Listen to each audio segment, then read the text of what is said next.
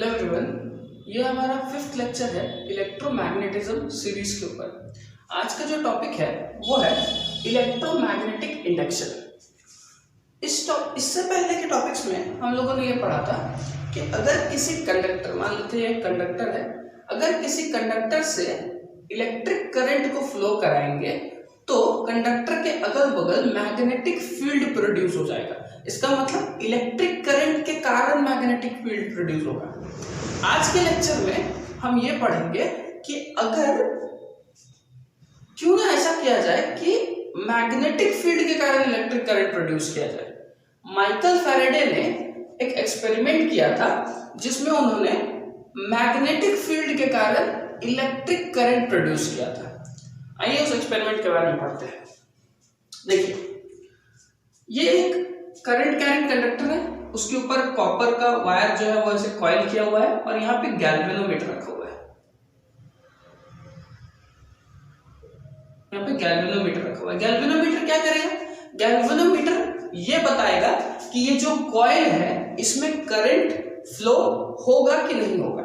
ठीक है, current flow होगा तो ये इधर उधर डेविएट करेगा, अपने जगह से इधर उधर हिलेगा, हरकत दिखाएगा। ठीक है, देखिए सबसे पहले क्या होगा कि एक कॉइल लिया गया, ठीक है, एक कॉइल, यहाँ गैल्वेनोमीटर लगा दिया गया और यहाँ पे एक बार मैग्नेट लिया हम लोग। इसका इधर नॉर्थ पोल, इधर साउथ पोल है बार मैग्नेट का। ठीक है, जब बार मैग्नेट को रेस्ट पे रखा गया था, जब बार मैग्नेट को रेस्ट पे रखा गया था तो गैल्वेनोमीटर भी जीरो पे था, गैल्वेनोमीटर कोई हरकत नहीं दिखा रहा था। ठीक है, उसके बाद हम लोग क्या किए, ये मैग्नेट को धीरे धीरे इधर घसकाने लगे, इस तरफ धीरे धीरे करके मूव कराने लगे। देखिए ये मैग्नेट धीरे धीरे इस तरफ मोशन करने लगे। जैसे ये मैग्नेट इधर मोशन करने लगा तो गैल्वेनोमीटर में हरकत दिखा। गैल्वेनोमीटर में जो कांटा था वो थोड़ा सा इस तरफ शिफ्ट हुआ। ठीक है, कांटा थोड़ा सा, मतलब इसके अंदर करंट फ्लो हुआ। ठीक है, इसके अंदर करंट फ्लो हुआ। ठीक है, फिर वापस जब यहाँ पे ले आए तो फिर से वापस इसको रोक दिए। जब रोक दिए तो फिर से गैल्वेनोमीटर जो है वो जीरो पे आ गया। ठीक है, तो क्या समझ में आया हम लोगों को कि करंट सिर्फ तब प्रोड्यूस हो रहा है जब मैग्नेट जो है वो मोशन कर रहा है ना। जब यहाँ पे गैल्वेनोमीटर जब रेस्ट पे था तभी भी करंट प्रोड्यूस नहीं हो रहा था। जब मैग्नेट मोशन करने लगा तो करंट प्रोड्यूस हुआ। फिर जब ये जो मैग्नेट है वो रेस्ट पे हो गया तो फिर से गैल्वेनोमीटर पे जीरो दिखाने लगा, मतलब करंट प्रोड्यूस नहीं हो रहा था। ठीक है, यहाँ पे देखिए अभी हम लोग क्या किए कि ये जो मान लीजिए कॉइल है और ये मैग्नेट है, पहले यहाँ रेस्ट पे था, फिर इधर लेकर गया तो करंट प्रोड्यूस हुआ, फिर रोक दिए तो करंट प्रोड्यूस होना बंद हो गया।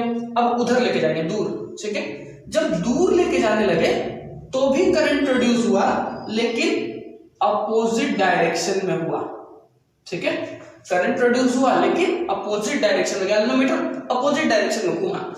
जब इधर लेके आया तो गैल्वेनोमीटर इधर घुमा था और जब दूर लेके जाए तो गैल्वेनोमीटर इधर घुमा, मतलब करंट अपोजिट डायरेक्शन में, करंट का ट्रैवलिंग जो है वो इधर से इधर होने लगा।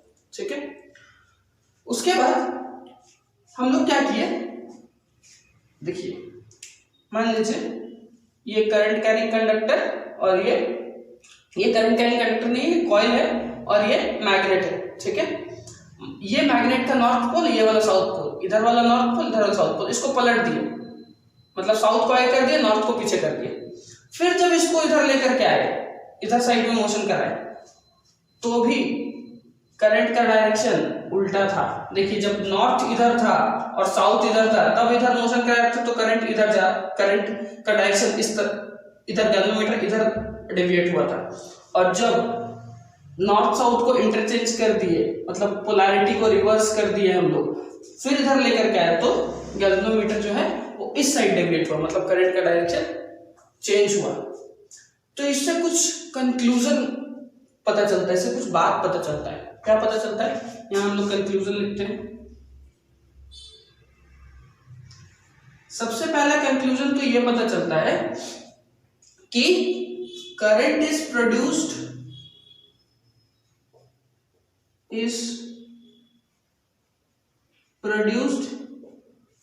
in the coil only when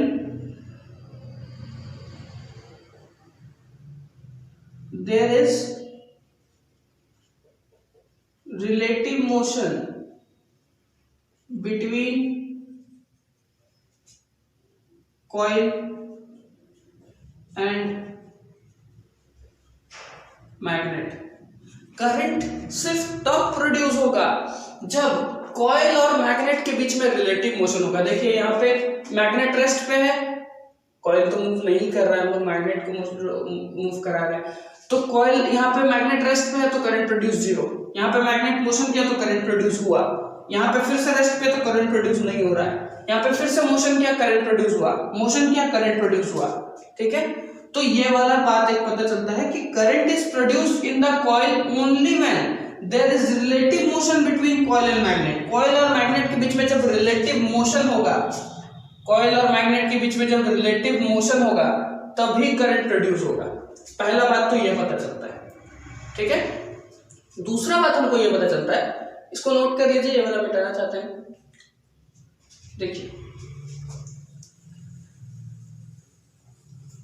दूसरा कंक्लूजन ये पता चलता है, the direction of current is reversed on reversing the motion or polarity of magnet। जब हम लोग मैग्नेट के मोशन को रिवर्स कर दिए थे तब करंट का डायरेक्शन चेंज हो गया था। यहाँ पे जो अभी डायग्राम बना हुआ था उसमें हम लोग क्या किए थे, देखिए ऐसा ही कुछ डायग्राम था।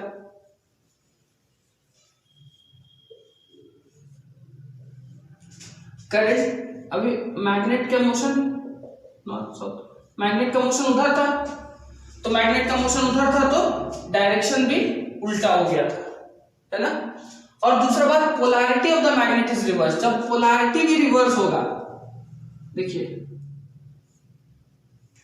मान लीजिए ये इधर मूव कर रहा है, ये साउथ ये नॉर्थ, तो भी मैग्नेट का जो करंट का डायरेक्शन है वो चेंज होगा। देखिए यहां से कंपेयर कीजिए इसको, direction of the motion same है लेकिन पोलैरिटी रिवर्स्ड है। देखिए इसमें इस केस में भी मैग्नेट इधर मूव कर रहा है, इस केस में भी मैग्नेट इधर मूव कर रहा है, लेकिन पोलैरिटी दोनों केस में अलग अलग है, और पोलैरिटी अलग अलग है तो डायरेक्शन ऑफ द करंट भी अलग अलग है। देखिए यहाँ पे इधर, यहाँ पे इधर, समझ आया। तीसरा कंक्लूजन ये है, इसको मिटा दें। थर्ड कंक्लूजन ये है,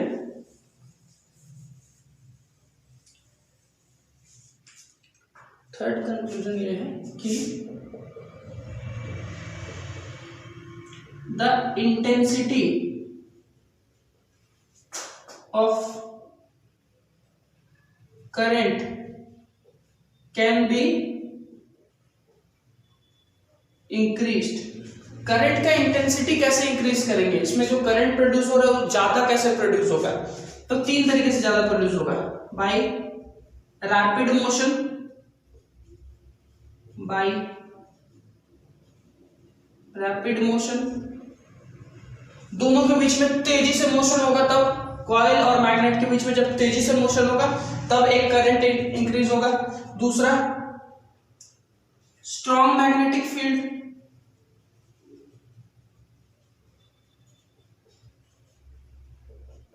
अगर स्ट्रॉन्ग बार मैग्नेट लेकर जाएंगे तो ज्यादा मैग्नेटिक फील्ड प्रोड्यूस होगा, और ज्यादा मैग्नेटिक फील्ड प्रोड्यूस होगा तो करंट भी ज्यादा प्रोड्यूस होगा। और तीसरा पॉइंट ये है कि हम लोग क्या कर सकते हैं, एक रैपिड मोशन हो गया, एक स्ट्रॉन्ग मैग्नेटिक फील्ड हो गया, और तीसरा पॉइंट है number of turns can be increased.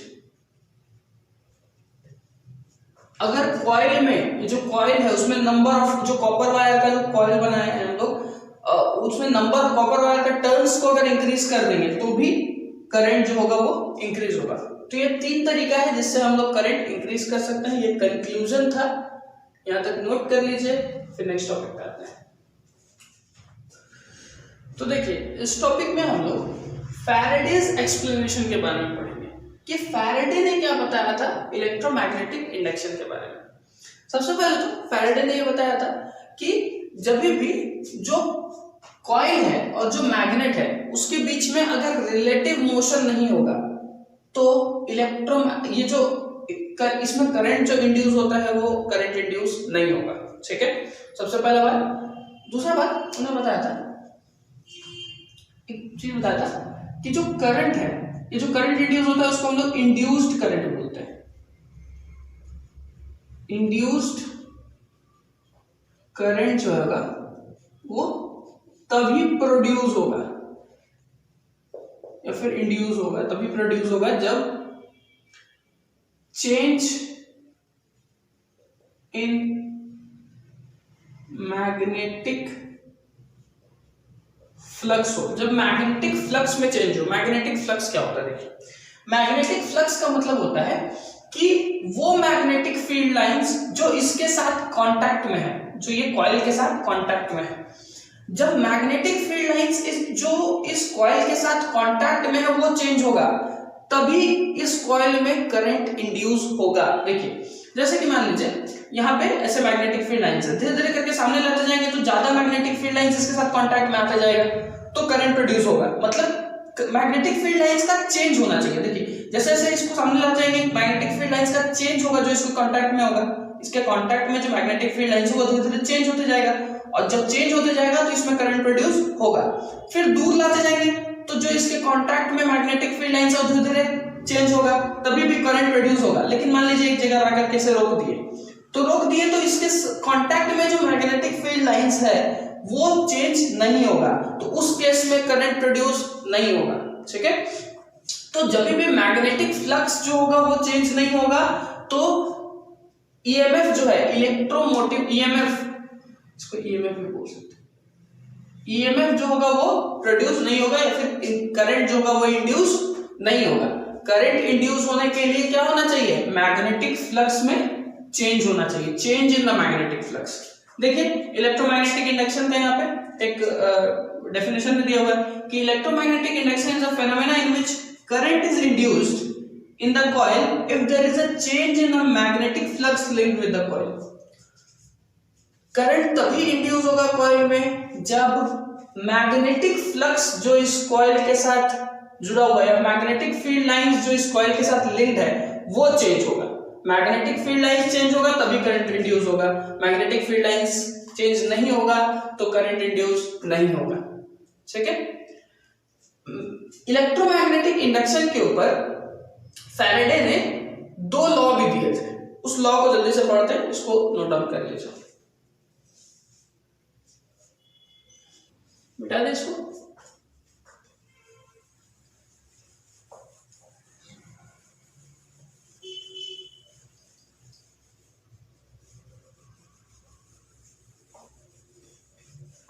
देखिए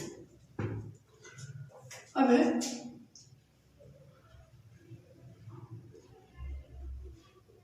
Faraday's law on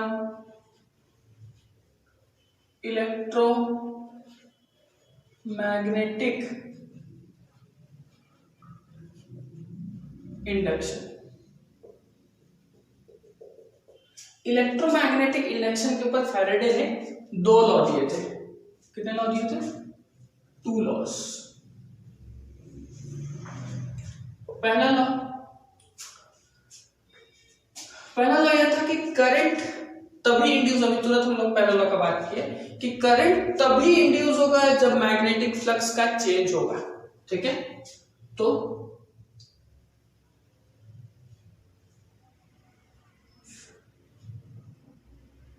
EMF is induced in the coil only when there is change of magnetic flux linked with the coil. EMF सिर्फ तभी, EMF बोले या इंड्यूस्ड करंट बोले, EMF या induced current तभी coil के अंदर आएगा जब मैग्नेटिक फ्लक्स जो होगा वो चेंज होगा। जो कॉइल के साथ जो मैग्नेटिक फ्लक्स लिंक्ड है वो चेंज होगा, तभी जाकर के ईएमएफ या इंड्यूस्ड करंट आएगा। ठीक है। दूसरा लॉ कि जब मैग्नीट्यूड ऑफ इंड्यूस्ड ईएमएफ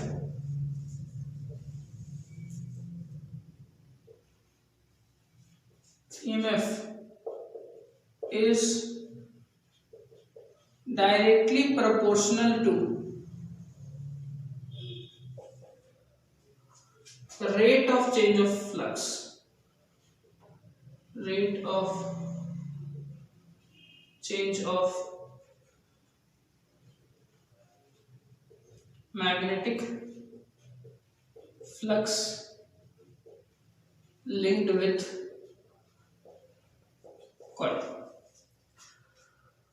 जैसे जैसे मैग्नेटिक फ्लक्स जो होगा वो चेंज होगा, वैसे वैसे इंड्यूस्ड करंट जो होगा वो चेंज होगा। ठीक है।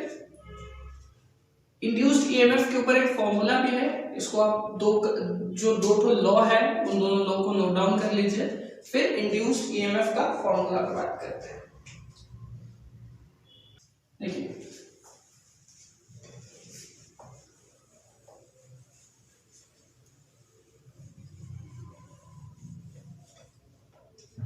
अगर हम लोग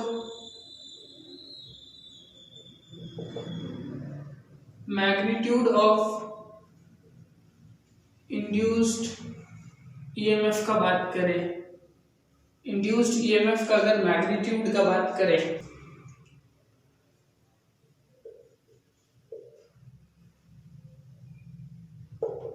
change in magnetic flux into number of turns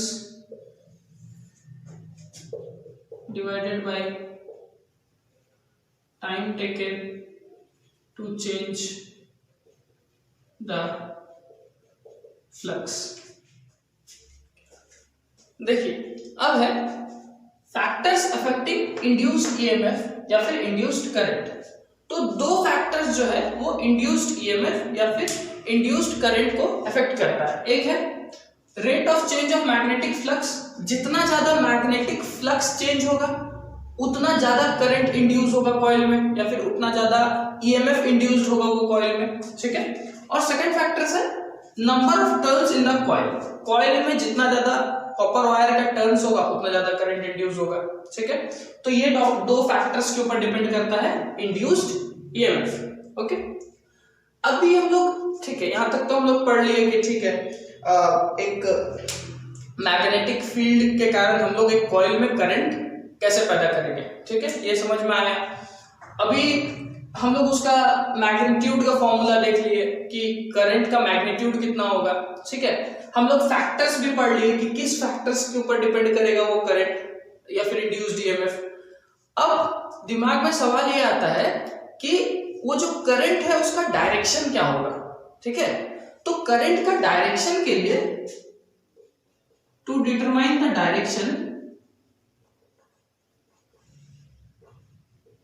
direction of induced EMF या फिर करंट के डायरेक्शन के लिए हमको दो रूल पढ़ना पड़ेगा। ठीक है, दो रूल्स है, दोनों रूल से हम लोग पता कर सकते हैं कि करंट का डायरेक्शन क्या होगा। एक Fleming's right hand rule,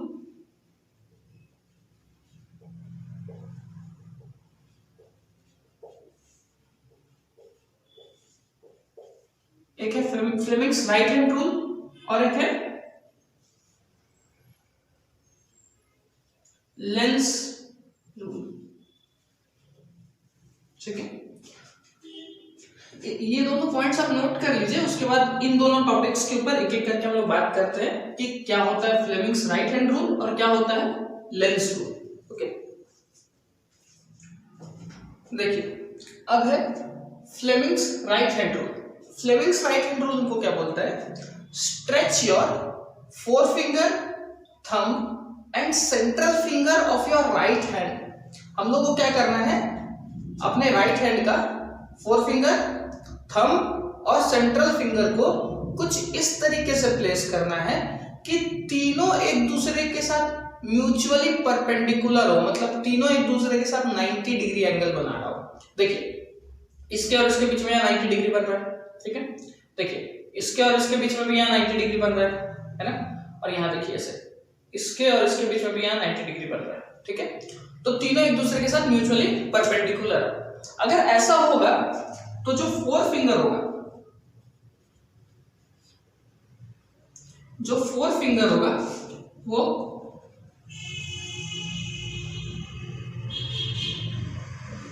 magnetic field का डायरेक्शन बताएगा, जो थंब होगा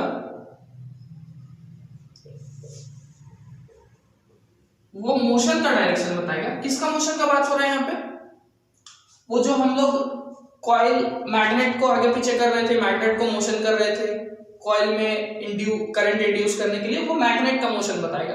या फिर अगर मैग्नेट को एक जगह स्थिर रख दिया जाए और कॉइल को आगे पीछे करें तो भी इंड्यूस होगा करंट, तो वो कॉइल का मोशन बताएगा, मोशन का डायरेक्शन बताएगा, ठीक है। अगर ऐसा होगा देन, अगर फोर फिंगर और थंब, फोर फिंगर जो है मैग्नेटिक फील्ड का डायरेक्शन बताएगा और थंब जो है वो मोशन का डायरेक्शन बताएगा, देन तब जो सेंट्रल फिंगर है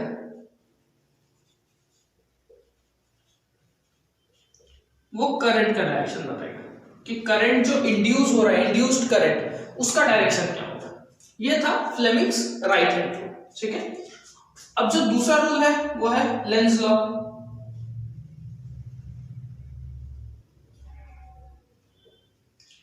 इसको नोट कर लीजिए, फिर लेंज लॉ पढ़ते हैं। देखिए जो नेक्स्ट रूल है डायरेक्शन ऑफ करंट को पता करने का, वो है लेंजेस लॉ। लेंजेस लॉ क्या बोलता है, पहले उसको पढ़ते हैं। लेंजेस लॉ बोलता है it states that the direction of induced EMF और induced current always tends to oppose the cause which produces it. इसका मतलब कि जो इंड्यूस्ड ईएमएफ या इंड्यूस्ड करंट, जो कॉइल में करंट इंड्यूस होता है, वो हमेशा उसको कॉज करने वाला का डायरेक्शन को अपोज करेगा। अब समझने वाला बात यहाँ पे ये है कि इसमें जो करंट इंड्यूस हो रहा है उसको कॉज कौन कर रहा है, उसको कॉज कर रहा है ये बार मैग्नेट। ये बार मैग्नेट तो आगे पीछे हो रहा है, तब इसमें जाकर के करंट इंड्यूस हो रहा है। तो ये बार मैग्नेट ही क्या कर रहा है, करंट को कॉज कर रहा है ना, इसी के कारण इसमें करंट इंड्यूस हो रहा है, ठीक। बोल रहा है कि always tends to oppose the cause which produces it, मतलब ये क्या करेगा, इसका जो करंट होगा वो हमेशा इसके मोशन के डायरेक्शन को अपोज करना चाहेगा। अब समझिए कि अगर ये बार मैग्नेट इधर आ रहा है और ये चाहता है कि हम इसके डायरेक्शन को अपोज करें, तो यहाँ पे कैसा पोल जनरेट कर लेगा, नॉर्थ पोल, तभी तो लाइक पोल्स जो है वो रिपेल करेगा, ठीक है। अब यहाँ नॉर्थ पोल जनरेट हो जाएगा। अब समझिए, अब देखिए जब यह नॉर्थ पोल जनरेट हो जाएगा तो नॉर्थ पोल में करंट का डायरेक्शन कैसा होता है, देखिए एंटी क्लॉकवाइज डायरेक्शन। जहां पे नॉर्थ पोल होता है वहां पे करंट का डायरेक्शन एंटी क्लॉकवाइज होता है, ठीक है। और देखिए यहाँ पे नॉर्थ पोल, ये मान लीजिए कंडक्टर है, ये नॉर्थ पोल हो गया, तो यहाँ पे करंट का डायरेक्शन ऐसा होगा एंटी क्लॉकवाइज, देखिए एंटी क्लॉकवाइज, ठीक है।